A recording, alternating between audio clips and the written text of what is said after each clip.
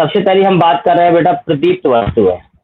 वे वस्तुएं जो स्वयं प्रकाश का उत्सर्जन करती हैं उन्हें हम प्रदीप्त वस्तुएं कहते हैं। जैसे सूर्य है, तारे हैं, मोमबत्ती है, जलता हुआ बल्ब है, तो जिनसे हमें प्रकाश प्राप्त होता है उन्हें हम प्रदीप्त वस्तुएं कहते हैं।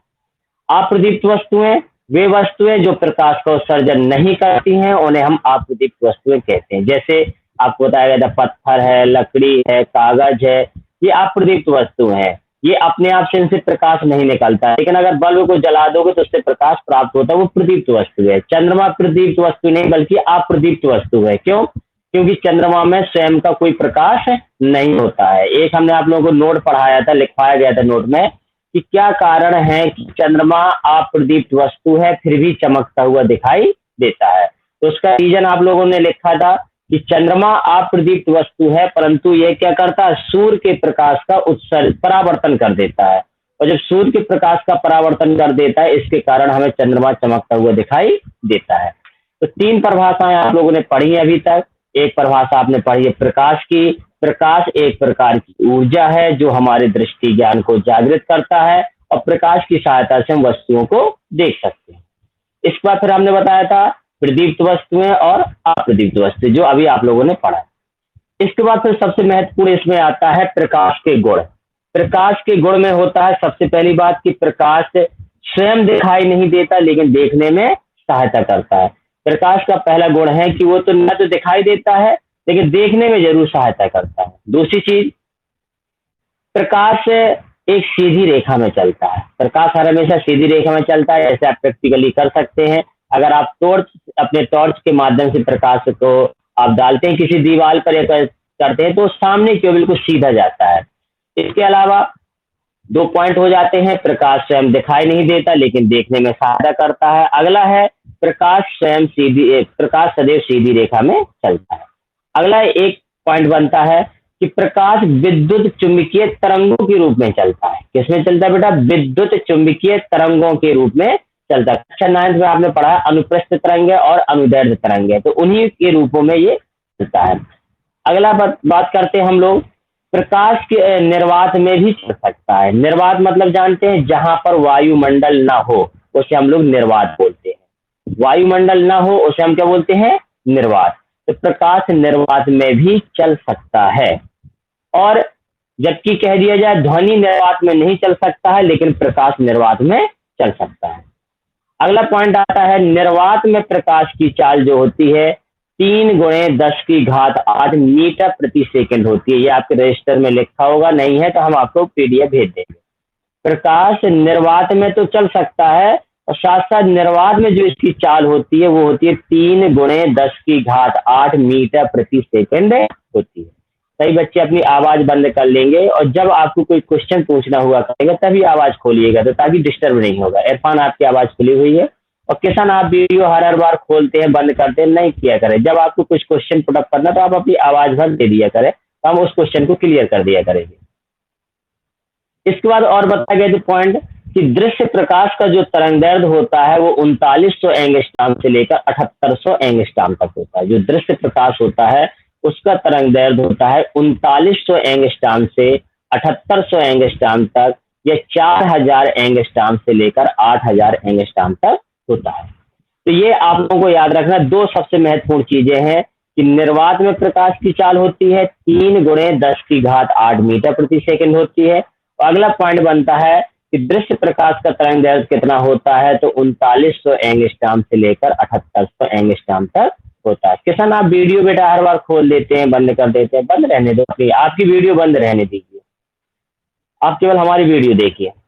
इसके बाद और भी पॉइंट बताए थे कि प्रकाश का चिकने तल में परावर्तन हो जाता है। जब भी कोई प्रकाश किसी चिकने तल में पड़ता है तो प्रकाश का परावर्तन हो जाता है। जैसे आप लोग प्रैक्टिकल किया होगा कि कभी कभी क्या होता है कि जैसे आप व्हाइट बोर्ड में हम आपको पढ़ा रहे होते हैं और कोई अक्षर आपको दिखाई नहीं देता, उसका रीजन ये होता है आप बोलते हैं सर चमक रहा है। क्यों चमक रहा है? क्योंकि व्हाइट बोर्ड एक चिकना पृष्ठ होता है और जब उस पर सूर्य का प्रकाश पड़ता है या आपके बल्ब का प्रकाश पड़ता है तो चमकने लगता है। इसके कारण से कहा गया है कि जब कोई प्रकाश किसी चिकने तल से टकराता है तो प्रकाश का परावर्तन हो जाता है। प्रकाश जब एक पारदर्शी माध्यम से दूसरे पारदर्शी माध्यम में जाता है तो प्रकाश अपने मार्ग से विचलित हो जाता है। विचलित का मतलब अपना मार्ग बदल देता है। जिस मार्ग से जाना था उस मार्ग से न जाकर वो अपने मार्ग को परिवर्तित कर देता है। इसे बोलते हैं प्रकाश का अपवर्तन। जब चिकने तल से टकराकर लौट जाता है तो उसे बोलते हैं हम लोग परावर्तन, और जब अपना मार्ग बदल देता है तो उसे बोलते हैं अपवर्तन। तो चिकने तल में परावर्तन होता है, और जब एक माध्यम से दूसरे माध्यम में जाता है, एक माध्यम से दूसरे माध्यम में जाता है तो प्रकाश का अपवर्तन हो जाता है। ये आपको पढ़ाया गया था। इसके साथ साथ में ये भी बताया गया था प्रकाश में व्यतिकरण, विवर्तन और ध्रुवण का गुण पाया जाता है। ये इनका डिटेल आप फर्स्ट ईयर में पढ़ाया जाएगा, रहेगा तो हम क्लास में आपको बता देंगे। तो ये आपका रहेगा, इतना प्रकाश के गुण है, लेकिन हमने बताया सबसे महत्वपूर्ण आपको केवल 2 या 3 गुण ही याद रखना है। एक आपका है कि निर्वात में प्रकाश की चाल कितनी होती है, कई बार एग्जाम में आया है, तो 3 गुणे 10⁸ मीटर प्रति सेकंड होती है। दृश्य प्रकाश का तरंग दैर्ध्य कितना होता है, तो 39 एंगस्ट्रॉम से लेकर 7800 एंगस्ट्रॉम तक, ये 4000 एंगस्ट्रॉम से लेकर 8000 एंगस्ट्रॉम तक होता है। आपको परिचित करवा दें, एंगस्ट्रॉम दूरी का मात्रक होता है और 1 एंगस्ट्रॉम बराबर होता है 10⁻−10 मीटर होता है। क्लियर। इसके बाद आपको दिया जाए कि प्रकाश किरणें किस रूप में चलती हैं, तो आप कहोगे विद्युत चुम्बकीय तरंगों के रूप में चलती हैं। किस रूप में चलती हैं, विद्युत चुम्बकीय तरंगों के रूप में चलती हैं। तो ये आप लोगों ने मेन में प्रकाश के गुण पढ़े हैं। इसके बाद फिर आपको बताया गया था प्रकाश का परावर्तन। अब प्रकाश के परावर्तन को समझने के लिए हम थोड़ा सा व्हाइट बोर्ड में जाते हैं। देखिएगा प्रकाश का परावर्तन क्या होता है। तो प्रकाश का परावर्तन है कि जैसे कोई आपका ये चिकना तल हो गया, जब कोई प्रकाश किरण यहाँ पर टकराएगी तो टकराकर ये लौट जाती है।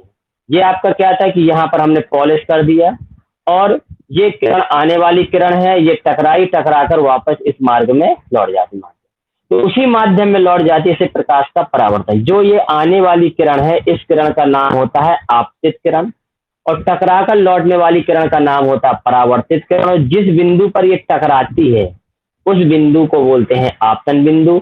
तो आपतन बिंदु पर अगर हम एक लंब खींच देते हैं, आपतन बिंदु पर जो खींचा गया लंब होता है उसे हम अविलंब बोलते हैं। जो पीले कलर का हम खींच रहे हैं इसे हम अविलंब बोलते हैं। तो आपतन बिंदु पर खींचा गया लंब क्या कहलाता है, अविलंब। आपतित किरण और अवलंब के बीच जो एक कोण बनता है, इस कोण को हम लोग आपतन कोण कहते हैं, और इस आपतन कोण को हम लोग आई से प्रदर्शित करते हैं। और अवलंब और परावर्तित किरण के बीच बने कोण को हम परावर्तन कोण कहते हैं, इसको हम लोग आर से प्रदर्शित करते हैं। ये अभी हम लोग ऐसे डायरेक्ट पढ़ रहे हैं, कल हम व्हाइट बोर्ड मार्कर से पढ़ाएंगे, अभी तो केवल आपको ऐसे नॉर्मली समझना।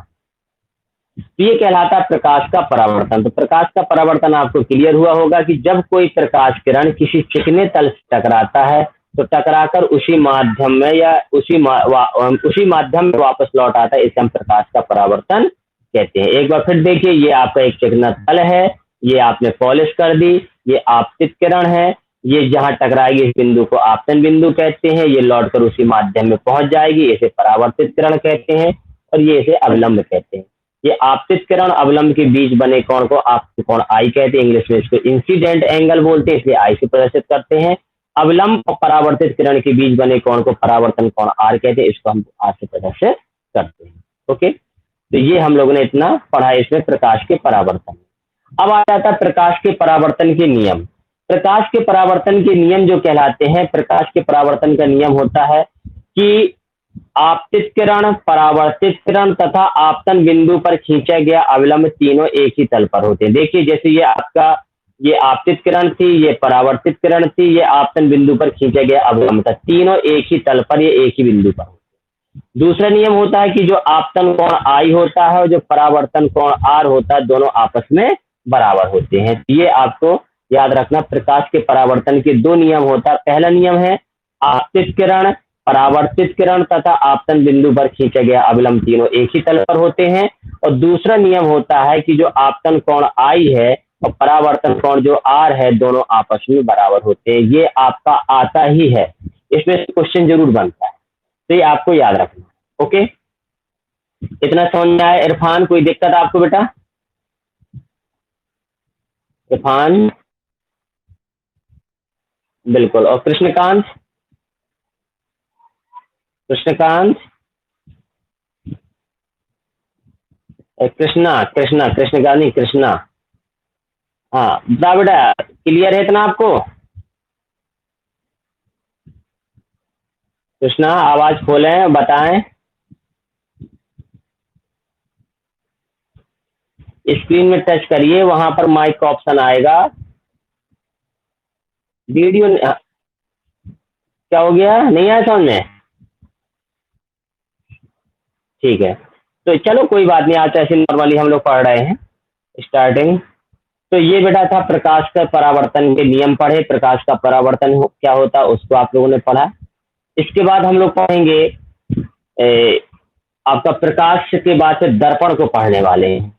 लेकिन हम चाह रहे हैं कि आज हम लोग केवल, ये ट्रायल क्लास थी, बहुत ही कम लोग जुड़े हुए हैं, तो आज हम केवल यहीं पर इतना ही करेंगे क्योंकि कम बच्चे हैं और आप लोग जैसे जुड़ गए हैं तो अपना यही जो वीडियो है हम उसे अभी डाल देंगे ग्रुप में, तो और भी बच्चे इसको देखेंगे और कल से ज्वाइन करेंगे। तो आज हम इतना ही क्लास रखते हैं, कोई दिक्कत नहीं है इरफान? हाँ, ताकि कल से ज़्यादा लोग जुड़ें तो ज़्यादा अच्छा रहेगा, नहीं तो हम फिर से यही स्टार्ट से पढ़ाना पड़ेगा।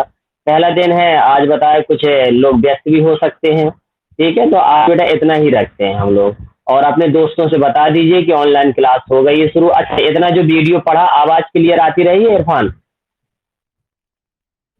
हाँ बस ठीक ठीक, आएगी, कोई दिक्कत नहीं, बहुत अच्छा ऐप है, बड़ी मुश्किल से ढूंढा है इसको हमने। ठीक है बेटा, तो आप लोग अपना रजिस्टर में, हम आपको ग्रुप में अभी भेज दे रहे हैं किसी बच्चे को बुला के, तो उसकी फोटो खींच के। ठीक है बेटा, ओके। तो कल जरूर हम लोग 5:30 बजे से जुड़ जाएंगे और कल पूरा 1 घंटे क्लास होगी और व्हाइट बोर्ड में हम पढ़ाएंगे। आज ऐसी ट्रायल क्लास थी इसलिए हमने ऐसे बैठ के ही पढ़ा दिया। ओके बेटा, थैंक यू।